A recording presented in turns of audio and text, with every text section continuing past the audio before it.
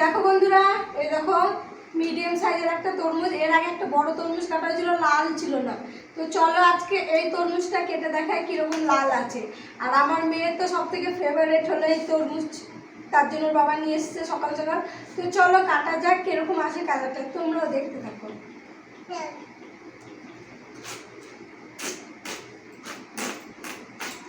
তিশা তরমুজ খাওয়া লাল এসছে বন্ধুরা, দেখো বেশ ভালোই লাল এসছে।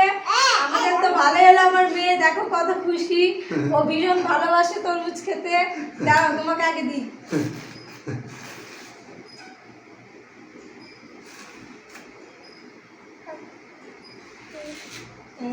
তুমি খাও, নাও। দেখতে পাচ্ছ ও খাওয়ার জন্য ব্যস্ত হয়ে গেছে, ওকে আগে দেওয়া হলো। আর ওইদিকে বাবা আছে, বাবাকে দেখো তো। এলো বাবা, বাবা গামছা